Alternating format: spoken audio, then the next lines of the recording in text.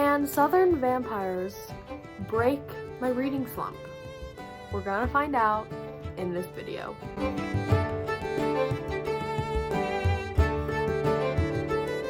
Hi book friends, I'm Addie and this is Books and Tea Time, and today we're gonna try and break my reading slump. So it turns out I am in the deepest of reading slumps right now. I cannot get myself out of this hole. I have started like 5 or 6 books and I can't finish anything. I don't know what I want to read. I keep trying stuff and putting it down and it's a mess. And I mean, I've been reading books on and off, but I feel like honestly since I got back from vacation, I just haven't been on my reading game. I've been like starting stuff, not liking it, not finishing things that I do like. So this video is going to be a 48-hour reading vlog where I attempt to break my reading slump. And I decided that the book we're gonna read is The Southern Book Club's Guide to Slaying Vampires. I got this from the library. I have been getting a lot of books from the library again so that I can start like saving money and being a little more conscious of like my spending and the bookstores and authors that I support with my cash. I thought this was the perfect book to try and break my reading slump because it's a reasonable length, for me at least. It's like 400 pages, and for me 400 pages is like a really solid, like 300 to 400 is like a solid typical range for me, and it's really well loved. A lot of great reviews for this book, and I've been wanting to read this and to read some Grady Hendrix because I don't read a lot of horror or a lot of thrillers, to be honest, but this book has just been calling to me, and Katie from Katie Colson really loves this book and really loves Grady Hendrix, so I thought that this would be a really good thing to pick up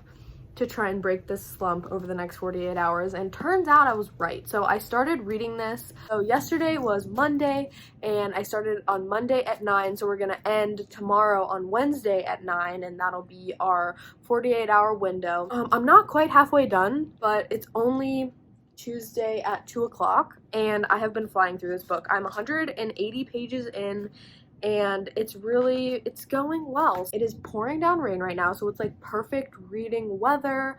I don't really have much to do today. I do have something to do later tonight, but really that's it. I'm just chilling here with Milo, who's about to get off the couch. Okay, so this book takes place in South Carolina, and it follows a bunch of housewives in like the 80s and 90s. Specifically, our like main POV, or our main character that we're following's name is Patricia Campbell, and she joins this book club. And the book club, at the very beginning of the book, her and a couple of the other housewives are fed up with the pretentious and annoying book club that they're in, and they break off and make their own like not a book club where they read a bunch of true crime and thriller horror books and talk about like serial killers and murderers and things like that. While all of that is going on, a mysterious young man moves to town to help his aunt, and he may or may not be a vampire. Okay, yeah, this isn't a spoiler. I didn't want to tell you this in case it is a spoiler, but it's on the description. So one evening after book club, Patricia is viciously attacked by her elderly neighbor, who is the great aunt of the young man who moves to town, and James Harris is his name. Patricia is really interesting as a main character. She was a nurse before she married her husband. She really likes book club because it's like her way to get her thrills and do some exciting things to break up the monotony of like packing lunches and doing laundry and driving her kids to school and things like that. But it's going well, and I'm feeling good. I'm feeling like, you know, positive. I'm reading.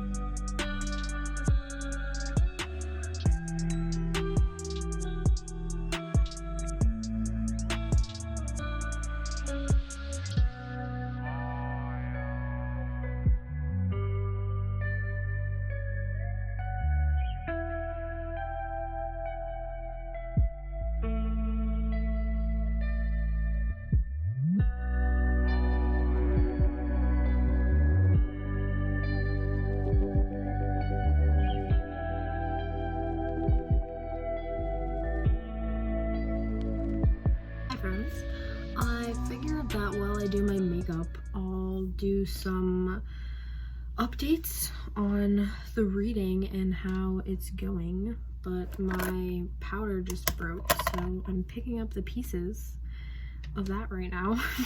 Oh, I'm officially halfway through the Southern Book Club's Guide to Slaying Vampires, and I'm really liking it so far. I'm reading it super fast. I'm already like over halfway. I'm like at 60%, I think, or something like that. Something that I like is that the book kind of goes through time really quickly. Like, you start in like 1988, and like by the point where I'm at right now, it's already like 1996, so it like doesn't necessarily get rooted in time as much. And I think that even though it goes quickly through time, it really helps the story rather than like hinders it.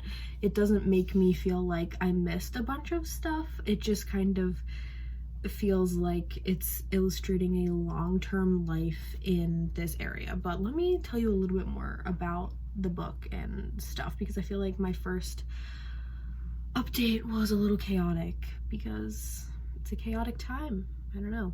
Our main character is Patty Campbell, and it's not from first person point of view, but we mostly are only attached to Patty's perspective, and like we interact with other people in this like old southern neighborhood through her. And so we're in and around Charleston in the South, and it's like a small town, like really cozy southern feel. Like everyone's really friendly, and like you never lock your doors, and everyone is like always looking out for each other. And then very suddenly, it seems, when this younger man, James Harris, moves to town, Patty's life starts falling apart and some really suspicious things start happening.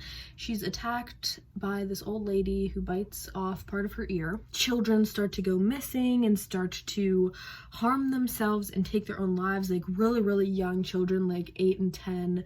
And this woman goes missing, and there's just a lot of suspicious things happening, and things are going on in Patty's personal life. Some stuff that I really like about the book so far: the pacing, I said already.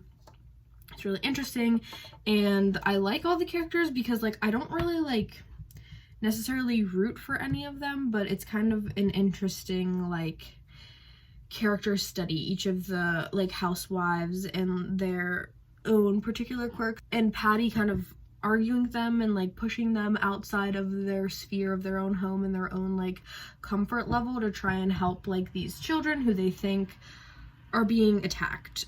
Patty thinks that James Harris is a vampire, but she won't tell anybody that because she already feels like she's kind of on thin ice with her friends and like the people in her lives. So she tells them that she thinks that he is dealing drugs, and this takes place during the 80s and the 90s, and there's like a small nod to like the war on drugs, etc, etc. Which brings me to one thing that I'm not super comfortable with the book so far, is the representation of race.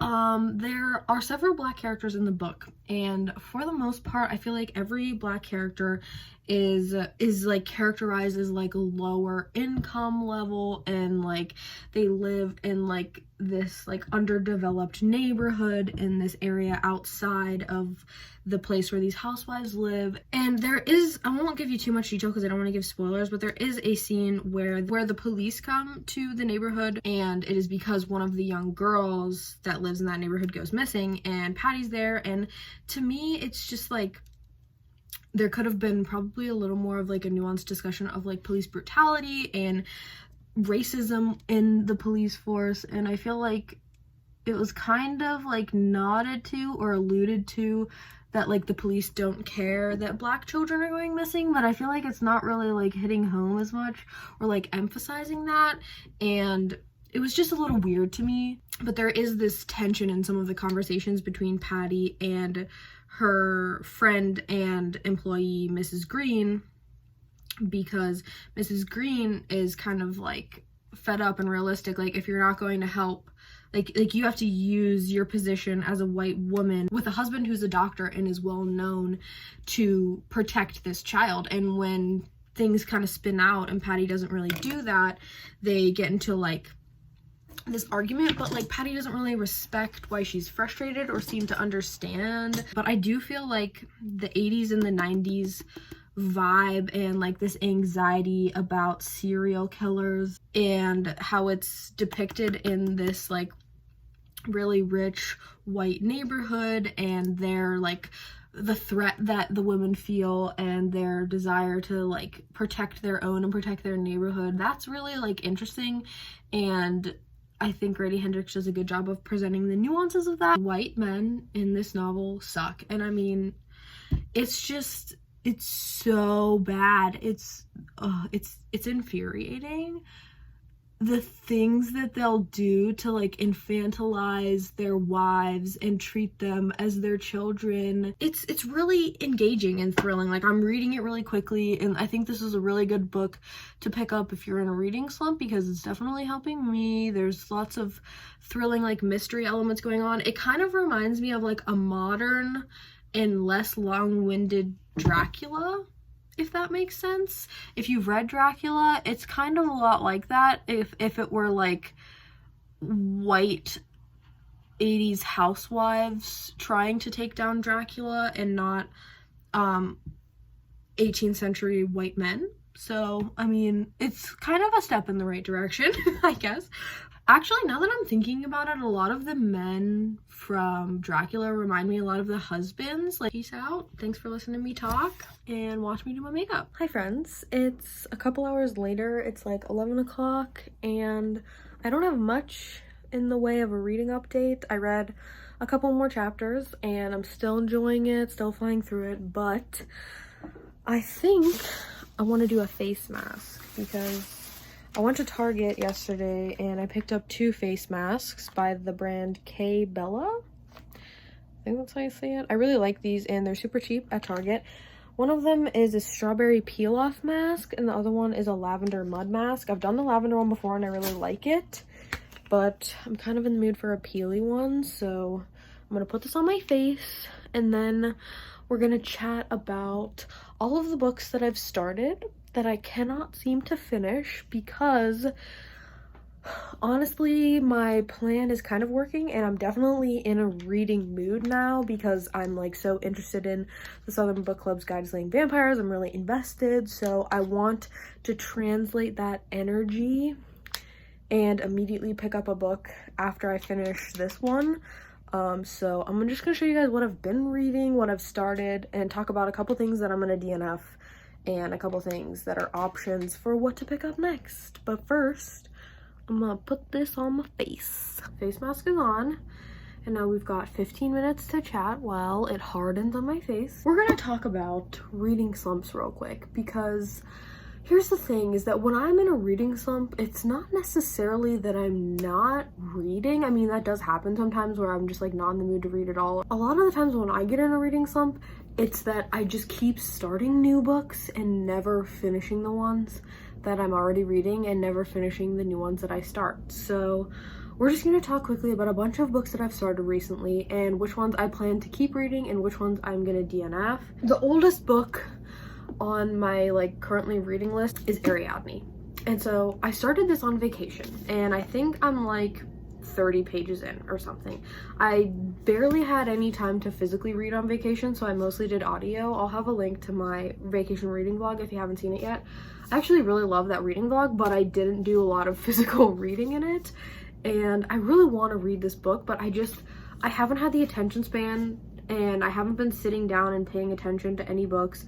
And like the beginning is good, but I know very little actually about Ariadne and like the Minotaur and all that jazz. So I think that like I was not in the good mental space when I started this, and I do want to read it because I love mythology, so I am going to read it very soon, but it's on my list of things that I started and I barely made a dent in it. I think I read like this much. And then I got back from vacation and I got a bunch of books on vacation, and then I went to a bookstore with my friend like a week later, and I've just been accumulating so many other books that I want to read, and Ariadne kind of just fell down on my list. I came home from vacation and this was like on my doorstep. I was so excited to read this and it is really, really good, but I'm dragging my feet because I'm just not in a reading mood, and that is She Who Became the Sun. This is one of my most highly anticipated books of the year. It's like a Mulan retelling. A lot of people say it reminds them of like Circe and Song of Achilles because Shelley Parker Chan's writing mirrors like that of Madeline Miller. I'm on page 160. I do really like it. I like the writing a lot. I think the writing is really beautiful and lyrical and engaging, and I like our main character. And it's actually multi-POV, which I didn't know, and I like our other POV that we've gotten as well, or like one of the other main POVs that we've gotten. So after that, I read like the first 15 pages of Plain Bad Heroines, and I really liked it. The first 15 pages were great, but I realized immediately that I want to save this for the fall because I think this will be a really nice fall read, and it's really long, and I just, when you're in a reading slump and you see a book this size, it's just too intimidating. After that, I started and then immediately DNF'd 2 books, and I don't really plan on picking them up again, so I just want to briefly mention them. The first one is Anxious People by Frederick Bachman, and I hope a lot of people don't take offense to that because I know it's really beloved, but personally for me it was hard to read. There's a lot of content warnings for like suicidality and depression, and I was just not in a really good place to be reading that at the time that I started it, and I don't like crying. And I know a lot of people read sad books and love a good cry, but for me, I already cry enough as it is over stupid stuff, and I don't really seek out being sad and like existential dread and books about like the meaning of life. And like I know that like they have good endings from what I hear, and like Frederick Bachman doesn't like leave you high and dry and depressed, but like at the same time I'm just like I don't know. I might come back to it in the future, but I wasn't really feeling it. And then this is really disappointing, but I started to reread A Wrinkle in Time, and I read this when I was a kid, and I think I read like the first 3, but I never finished the whole quintet of books, so I was like, oh, I'll reread them and then finish out the series, and it'll go fast because it's middle grade, and that'll get me out of my reading slump. It's just not as good as I remember. Like, I get it's a middle grade, but there are other middle grades that I've read that have way better plot development and character development. Like, I just felt like it was so rushed and repetitive and really religious. Like, I didn't remember it being as like hardcore Christian as it is, and it kind of just was like rubbing me the wrong way, and like I wasn't really feeling it, and I was like, I'm not gonna force myself to read this book. So I read like 100 pages, and then I just I took it back to the library, and I was like, no thank you, I'm not feeling it. And then last but not least, I picked up Celtic Myth and Magic as my newest nonfiction book. And I am really liking this, but I'm not rushing myself through this because it's nonfiction and I can kind of like jump around. If you want to see my nonfiction TBR, I'll have a card to that because I mentioned this in my nonfiction TBR, but I'm super excited to read all the books on that list, and there's a wide variety of different subjects. There's a memoir in there. I am going to take off this face mask and then read more of Southern Book Club, and we'll see how far I get tonight. I don't think I'm gonna finish it tonight because it's kind of late and I'm kind of tired, but we'll see how far it goes. Maybe it'll get really interesting and I'll stay up till like 2 a.m. and finish the book and then sleep in really late. That's probably actually quite likely. So I'll talk to y'all in the morning. Good night, sleep tight, don't let the bed bugs bite. Peace out.